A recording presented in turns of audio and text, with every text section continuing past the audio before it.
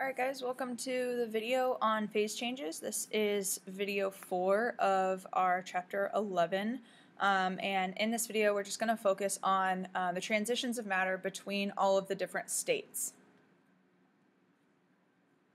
So with phase changes, every phase change is accompanied by a change in energy. So whether it is exothermic or endothermic, you're always going to have that change in energy. You're always going to have that energy difference. So notice in this diagram, it shows you the exothermic processes versus the endothermic. So remember, it's endothermic if you have to put energy into it. You have to put energy in if you have to speed up the molecules. So you're going from solid, where your atoms or your molecules are just kind of moving, and then you need to get them to move more and more, so you have to put energy in. Those are endothermic. It's exothermic if you have to slow them down. So if you're going from gas to liquid, you have to slow the molecules down, which means you're going to release some energy. So energy changes that are associated with these changes of state. So the heat of fusion, that's the first one. The heat of fusion is the energy that is required to change a solid to a liquid. Okay, so when you go solid to liquid, that's your heat of fusion. Your heat of vaporization is then the energy that's required to convert all of the liquid molecules to a gas. So heat of fusion is the energy that it takes to melt. The heat of vaporization is the energy that's required to boil.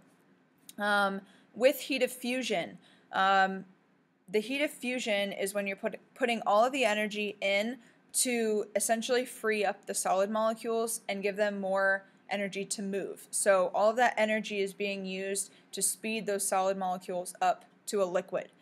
Heat of vaporization is then just taking all of the energy that's going in and speeding up the liquid and freeing them to a gas. Typically the heat of vaporization is larger than the heat of fusion.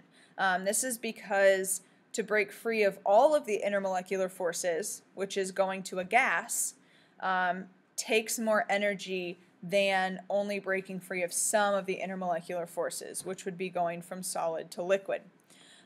With heat of sublimation, this is just the energy that's required to change a solid directly to a gas. So if you're going solid directly to a gas, you can think about it, that's essentially the same thing as adding the fusion to the vaporization, because you're going solid to liquid and liquid to gas here. So if you add them up, that's going to go straight from solid to gas. So with phase changes and energy, so sublimation, solid to gas, this is endothermic. Then we have melting or fusion is going solid to liquid. Okay, that's endothermic. Vaporization, liquid to gas. That's also endothermic. Okay, so then we have deposition, condensation, and freezing. So you need to know all of these terms, and you need to know whether they're exothermic or endothermic. So just think about what you have to do to the molecules. Do you have to speed them up, or do you have to slow them down? If you have to speed them up, you're putting energy in. If you have to slow them down, you're going to be releasing energy. So with these phase changes, going from gas to solid, okay, you're going from weaker intermolecular forces to stronger intermolecular forces. This is going to be exothermic. As you go from solid to liquid to gas, these phase changes are easier with weak intermolecular forces because you have to put less energy in to overcome those intermolecular forces. It's going to be harder the stronger the intermolecular forces, and this is going to be endothermic. So again, going from gas to liquid, this is harder when the intermolecular forces are weaker, and it's easier when they're stronger, because if their intermolecular forces are stronger, then they're going to want to become a liquid or want to become a solid. If the intermolecular forces are weaker, it's going to be hard to go from gas to liquid because they don't want to come together. Okay, so next thing that we're going to look at are heating curves. The heating curves are just the plot of the temperature change versus heat.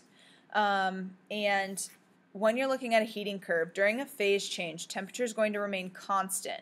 The reason that the temperature remains constant is because the heat that is being added to the system at the melting point or the boiling point is going into overcoming the intermolecular forces, not to speed them up.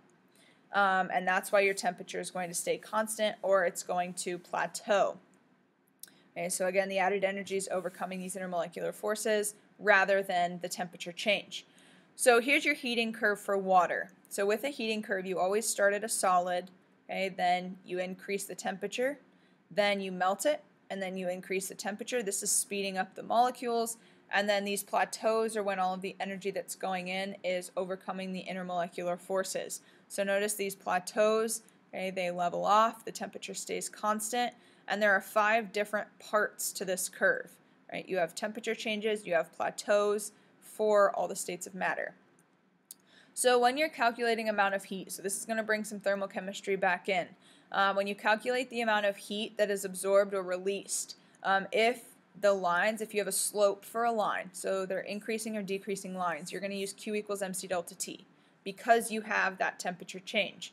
If it's a plateau, you don't have a delta T, so you just use the mass times delta H. That delta H is going to depend on what plateau you're in. If you're on the melting, you're going to use heat of fusion.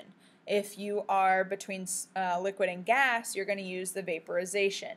And it all depends on whether you are going from solid to liquid or liquid to solid. That's going to depend on your delta H value. Then when you want to find the total heat, you just add up all of the Q values, and that's going to find the Q for the total process. Okay, so that is it for this video on phase changes. If you have any questions, refer to your book. I would highly recommend that you still take a look at your book just to make sure that if there's any other information that might help you, or if you read it and you notice that you have any questions, that you can bring those questions to class then as we work through heating curve examples.